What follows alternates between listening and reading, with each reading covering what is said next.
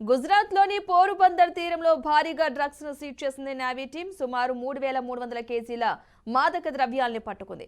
Navy narcotics control bureau ఈ operation చేపట్టింది.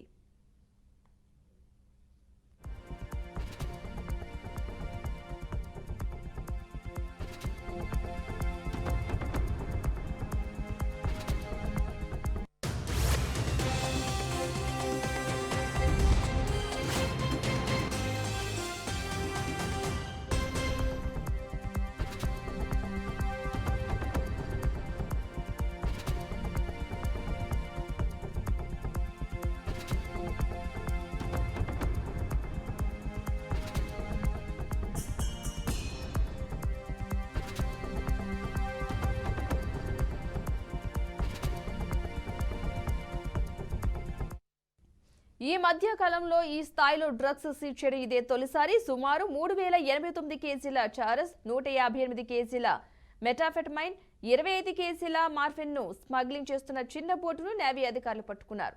ఈ షిప్ లో 5 పాకిస్తాన్లను అదుపులోకి తీసుకున్నారు.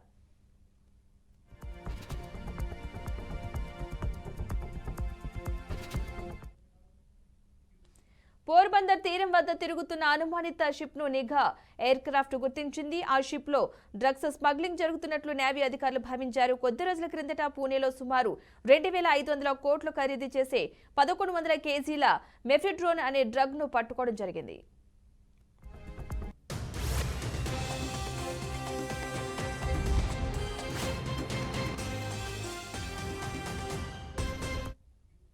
ఇక డ్రగ్స్ పట్టుబడిన అంశానికి సంబంధించిన పూర్తి సమాచారాన్ని మా ప్రతినిధి క్రాంతి అందిస్తారు. క్రాంతి, అప్డేట్స్ ఏంటి? రైట్ పద్మ, ఎందుకనంటే నిన్న ఏదైతే జరిగిన అరేబియా సముద్రంలో భారీ అంతర్జాతీయ స్మగ్లింగ్ ముఠాలైతే మన భారత్ ఇండియన్ నేవీ కావచ్చు, లేదంటే నార్కోటిక్ కంట్రోల్ బ్యూరో ఇద్దరు అంటే ఈ జరిపిన సంయుక్త ఆపరేషన్ లో మాత్రం 3,300 కేజీల మాదక ద్రవ్యాలు డ్రగ్స్ ని మాత్రం స్వాధీనం చేసుకున్నారు. ఎందుకంటే సముద్రంలో వీళ్ళు భారత్ వైపు అనుమానాస్పదంగా పడవ రావడం వల్ల, ఎందుకంటే హెలికాప్టర్ లో తిరుగుతున్న నేవీ సిబ్బంది మాత్రం మన ఇటు నార్కోటిక్ కంట్రోల్ కి సమాచారం ఇచ్చి, ఎందుకంటే ఆ పడవ మొత్తం చుట్టుముట్టిన తర్వాత వాళ్ళ దగ్గర, ఎందుకంటే వాళ్ళ మీద దాడులు చేసిన తర్వాత మాత్రం వాళ్ళ దగ్గర నుంచి 3,300 కేజీల డ్రగ్స్ మాత్రం స్వాధీనం చేసుకున్నారు. వీళ్ళు దాదాపు 5గురిని పడవలో ప్రయాణిస్తున్న ఈ 5గురిని మాత్రం అరెస్ట్ చేయడం జరిగింది. ఈ ఐదుగురు మాత్రం పాకిస్తాన్ కి చెందినట్లు కూడా కొంత సమాచారం అయితే అందుతుంది. అయితే ఇదే అంశం పైన, ఎందుకంటే ఈ 3,300 డ్రగ్స్ లో మాత్రం 89 కేజీస్ మాత్రం చిరాకుని చెప్పుకోవచ్చు.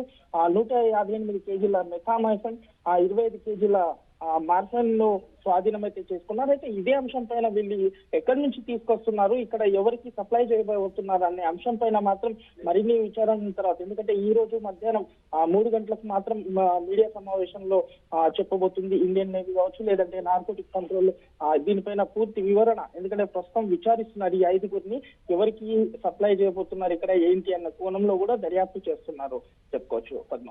Right, thank you Kranti.